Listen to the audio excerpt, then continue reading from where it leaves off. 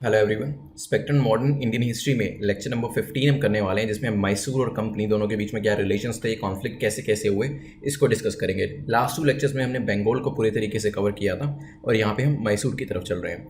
This is brief introduction about me. My name is Prince Luthra, all India rank 577। और इस video के जो marking scheme हम follow करने वाले हैं वो कुछ इस तरीके से रहेगी। अगर अपर टू ब्रैकेट्स में आपके स्कोर आता है so that will be considered as safe zone, क्योंकि यहाँ पे हम more than equal to 60% score करते हैं, जो कि प्रीलिम्स को निकालने के लिए काफ़ी है।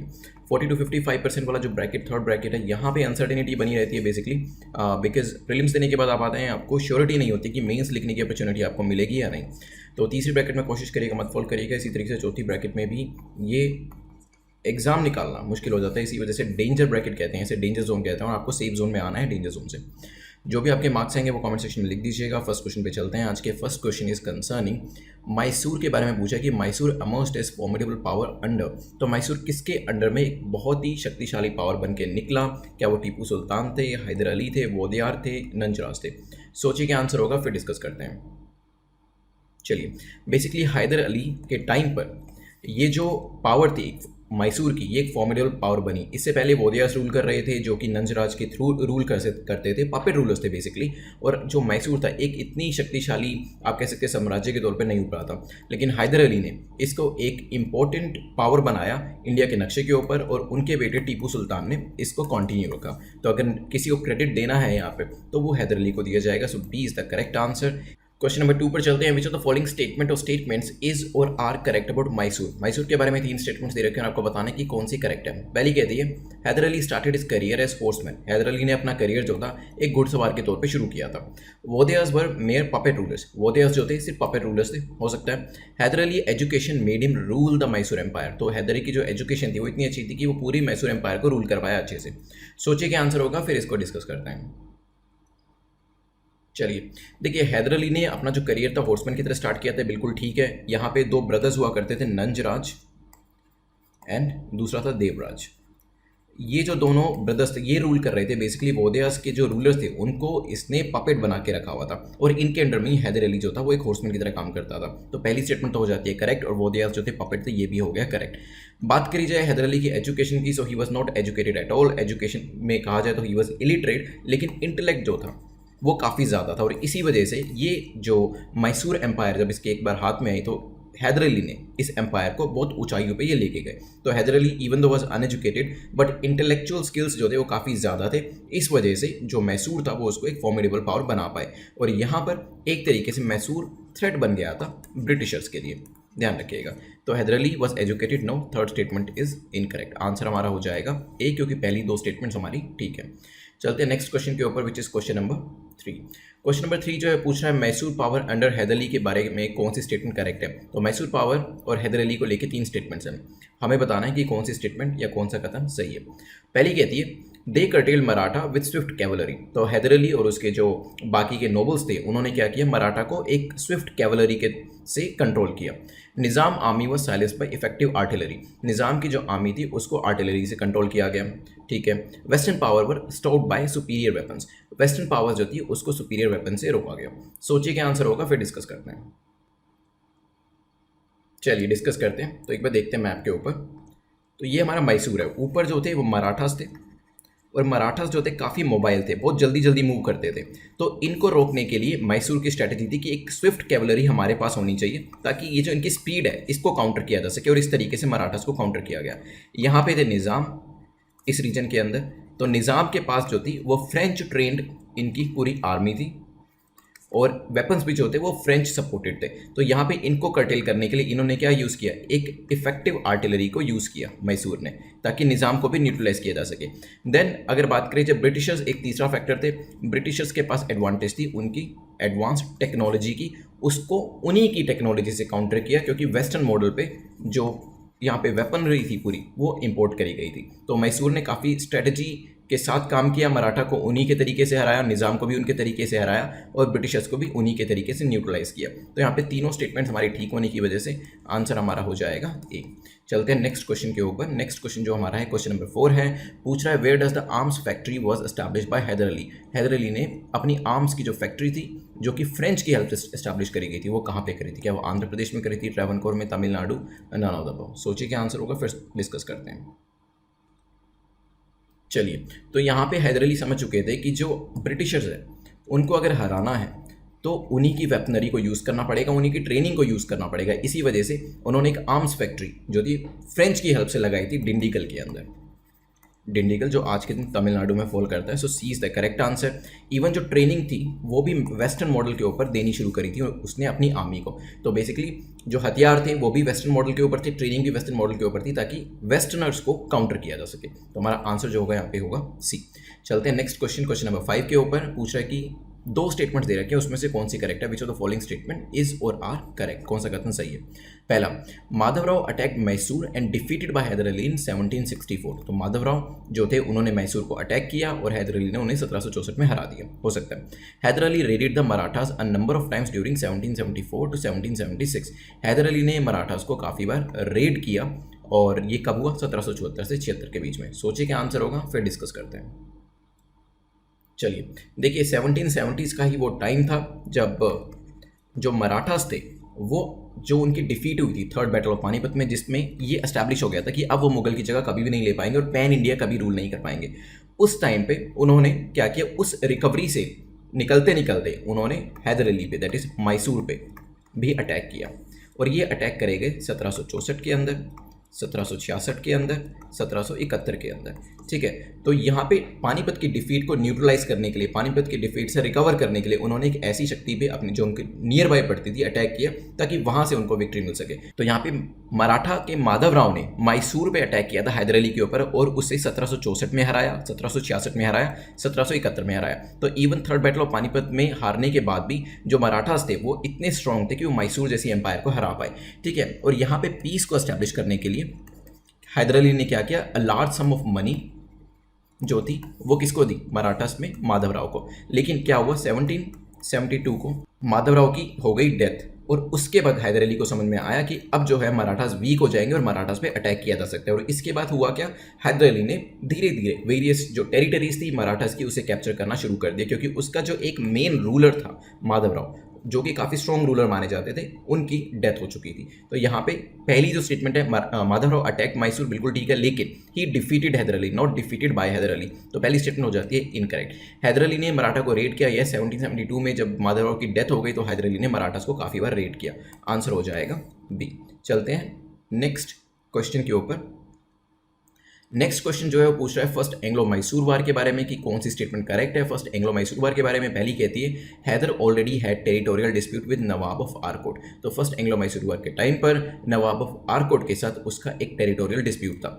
निजाम was assured by British to provide support in lieu of northern Sarkar. Nizam जो थे उनको एश्योर किया गया ब्रिटिशर्स के द्वारा कि आपको सपोर्ट दिया जाएगा अगर आप हमें नॉर्दर्न सरकार का जो रीजन है वो दे देते हैं। सोचिए क्या आंसर होगा, फिर डिस्कस करते हैं।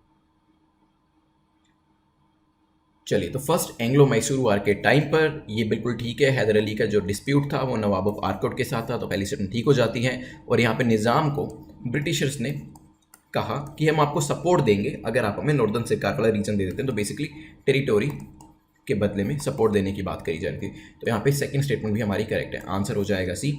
चलते हैं नेक्स्ट क्वेश्चन के ऊपर, which is question number 7। Question number 7 पूछ रहा है which of the following powers allied against Haidar Ali in first Anglo Mysore war. तो हैदर अली के अगेंस्ट में कौन कौन सी पावर जो थी वो खड़ी हो गई थी फर्स्ट एंग्लो मैसूर वॉर के अंदर। सोचिए, क्या ब्रिटिश इसमें थे, what about Nizam, what about Tipu Sultan. सोचिए क्या आंसर होगा, फिर डिस्कस करते हैं। चलिए देखिए, ब्रिटिशर्स तो थे ही हैदर अली के अगेंस्ट में, साथ में उन्होंने निज़ाम को भी ले लिया और इवन मराठास को भी अपने साथ मिला लिया। हालांकि बाद में हैदर अली अपनी स्ट्रेटजी को यूज़ करते हुए, अपनी डिप्लोमेटिक स्किल्स को यूज़ करते हुए जो ये नवाब हैं और जो मराठास हैं उनको अपनी साइड कर लेंगे। ठीक है, तो यहाँ पे ब्रिटिशर्स निज़ाम दोनों ही जो थे हैदर अली के अगेंस्ट में थे, तो बी हो जाएगा करेक्ट आंसर। टीपू सुल्तान उनके अगेंस्ट में हो नहीं सकते because he was the son of Haidar Ali. चलते हैं नेक्स्ट क्वेश्चन के ऊपर। Next question is question number 8। Treaty of Madras के बारे में बात करी जा रही है। Was sign between, treaty of Madras जो थी वो किस किस के बीच में साइन करी गई थी। क्या ये ब्रिटिश और मराठास के बीच में साइन करी गई थी, British and Nizam of Hyderabad, British and Tipu Sultan, British and Haidar Ali. सोचिए क्या आंसर होगा, फिर डिस्कस करते हैं।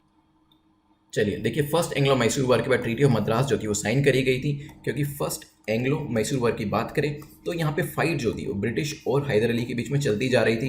कोई भी यहाँ पे रिजल्ट नहीं निकल के आ रहा था, कोई भी कंक्लूजन नहीं निकल के आ रहा था। दोनों अपने जो रिसोर्सेज थे उसको यूज़ कर रहे थे, दोनों तरफ से लोग मर रहे थे, दोनों तरफ से जो बहुत ज़्यादा पैसा था वो आर्टिलरी में लग रहा था। इसी वजह से सोचा गया कि क्यों ना एक ट्रीटी साइन कर ली जाए। और एक रीज़न ये भी था, जो मद्रास है, जो हैदर अली है, वो मद्रास के गेट तक पहुंच गए थे और यहाँ पे ब्रिटिशर्स जो थे उनको परेशानी होना शुरू हो गई कि अगर मद्रास भी कैप्चर कर लिया जाता है तो उनके लिए बहुत ज़्यादा प्रॉब्लम हो जाएगी। इसी वजह से फोर्सफुली ब्रिटिशर्स ने इस ट्रीटी को साइन किया और जो टर्म्स थी वो किसके फेवर में थी, वो हैदर अली के फेवर में थी। हैदर अली ने भी कहा कि अगर आपको मतलब ब्रिटिशर्स को कोई भी पावर प्रॉब्लम में लाती है तो हम आपको सपोर्ट करेंगे, ये चीज़ भी कही गई। तो ये कहा गया, हैदर अली ने प्रॉमिस किया कि इंग्लिश की हेल्प करेंगे अगर कोई दूसरी पावर ब्रिटिशर्स को परेशान करती है। तो ये सब जो टर्म्स एंड कंडीशंस थी वो इस ट्रीटी के अंदर रखी गई। आंसर हमारा हो जाएगा, ब्रिटिश और हैदर अली के बीच में ये ट्रीटी साइन करी गई। चलते हैं 9th क्वेश्चन के ऊपर, जो कि सेकंड एंग्लो मैसूर वॉर के बारे में है। पूछा गया कि which of the following cause या causes was were correct about second Anglo Mysore war. तो सेकंड एंग्लो मैसूर वॉर के क्या क्या कारण थे, क्या क्या कॉजेज थे। पहला है, Haidar Ali accuse the English of breach of faith and non observance of treaty of Madras. Treaty of Madras में जो टर्म्स एंड कंडीशंस डाली गई थी, ऐसा कहा गया हैदर अली ने कि अंग्रेजों ने उसको फॉलो नहीं किया। हो सकता है unprecedented bonhomie between Dutch and Mysore, Dutch और मैसूर के बीच में बहुत ज़्यादा यहाँ पे आप कह सकते हैं फ्रेंडशिप देखने को मिल रही थी। Hyder Ali consider the English attempt to capture Mahe a direct challenge to his authority. तो हैदर अली ने जब इंग्लिश लोगों ने किसको एक अटेम्प्ट किया माहे को कैप्चर करने का, तो हैदर अली को लगा कि उसकी अथॉरिटी को चैलेंज किया जा रहा है और सेकंड एंग्लो मैसूर वॉर थी वो हो गई। सोचिए क्या आंसर होगा, फिर डिस्कस करते हैं। चलिए देखिए, हैदर अली ने एक्यूज़ किया है अंग्रेज़ों को, क्योंकि जो ट्रीटी ऑफ मद्रास की जो टर्म्स एंड कंडीशन थी, एक तरफ हैदर अली थे, एक तरफ ब्रिटिशर्स थे। हैदर अली ने ये भी कहा था ब्रिटिशर्स को कि आपको कोई और पावर परेशान करेगी तो हम आपको सपोर्ट करने आएंगे। और यहाँ पे ब्रिटिशर्स ने भी काफ़ी सारे यहाँ पे प्रोमिस करके रखे हुए थे, लेकिन ब्रिटिशर्स ने अपने ये प्रॉमिस पूरे नहीं किए। इस वजह से हैदर अली ने एक्यूज़ किया ब्रिटिशर्स को और सेकंड एंग्लो मैसूर वॉर का ये एक रीज़न बना। तो पहली स्टेटमेंट हो जाती है ठीक। सेकंड स्टेटमेंट में देखते हैं क्या बॉन हुई थी बिटवीन डच एंड मैसूर। देखिए हैदर अली जो कि मैसूर को रिप्रेजेंट कर रहे हैं यहाँ पे, उनकी बॉन होमी थी फ्रेंच के साथ, ना कि डच के साथ। फ्रेंच के साथ उनकी काफ़ी फ्रेंडशिप थी। अगर आपको याद हो, डिंडीगल में जो फैक्ट्री लगाई गई थी आर्म्स की, उसको लगाने में भी फ्रेंच ने काफ़ी हेल्प करी, क्योंकि इस तरीके से वो ब्रिटिशर्स को काउंटर कर रहे थे। ये जो चीज़ थी ब्रिटिशर्स को पसंद नहीं आ रही थी कि एक फॉरेन पावर, एक यूरोपियन पावर फ्रेंच, वो हैदर अली को सपोर्ट कर रही है। तो अनप्रेसिडेंटेड बॉन होमी जो थी, फ्रेंडशिप जो थी, वो डच और मैसूर के बीच में नहीं, वो फ्रेंच और मैसूर के बीच में थी। और इसी रीज़न की वजह से ब्रिटिशर्स ने क्या किया, एक अटेम्प्ट किया माहे को कैप्चर करने का, क्योंकि उनको ये जो दोस्ताना था वो पसंद नहीं आ रहा था हैदर अली और फ्रेंच का। और ये रीज़न एक और हैदर अली को परेशान करने के लिए बना, और इसकी वजह से सेकंड एंग्लो मैसूर वॉर जो थी वो हो गई। तो यहाँ पे हमारा आंसर जो होगा वो होगा सी। पहला और तीसरा जो रीज़न है वो करेक्ट है, सेकंड इज इनकरेक्ट। आज के लास्ट क्वेश्चन पे चलते हैं। Last question again second Anglo Mysore war के बारे में है। पूछ रहा है कि कौन सी statement second Anglo Mysore war को लेके सही है, कौन सा कथन सही है। पहली जो स्टेटमेंट है वो कहती है British forced an alliance with Marathas and Nizam against Haidar Ali. Second Anglo Mysore war के अंदर ब्रिटिश ने अगेन, पहले वॉर में तो हमने देखा था कि ब्रिटिश जो थे साथ में निजाम थे और साथ में हैदर यहाँ पे मराठास थे। इन्होंने एक अलायंस फोर्ज करी थी किसके अगेंस्ट में, हैदर अली के अगेंस्ट में। सेकंड के अंदर भी ब्रिटिशर्स, निजाम और मराठास एक साइड मिल गए थे, हो सकते हैं। Hyder defeated British army under colonel Baillie in 1781। तो हैदर अली ने कर्नल बेली के अंडर में एक ब्रिटिश आर्मी को यहाँ पे डिफीट किया था। Haidar face the English boldly only to suffer a defeat at Porto Novo. हालांकि पोर्टो नोवो में उसकी डिफीट हो गई थी, हार हो गई थी। सोचिए क्या आंसर होगा, फिर डिस्कस करते हैं। चलिए देखिए, फर्स्ट एंग्लो मैसूर वॉर में क्या हुआ था, ब्रिटिश, निजाम और मराठास ये तीनों ही एक साइड थे।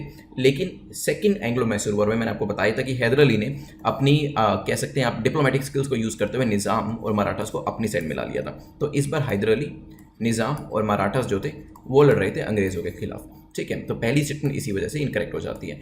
और हैदर अली ने डिफीट किया था कर्नल बेली को एक पर्टिकुलर बैटल के अंदर, ये स्टेटमेंट भी ठीक है, हालांकि पोर्टो नोवो में उसकी हार हुई थी। तो सेकंड और थर्ड स्टेटमेंट ठीक होने की वजह से आंसर हमारा हो जाएगा सी।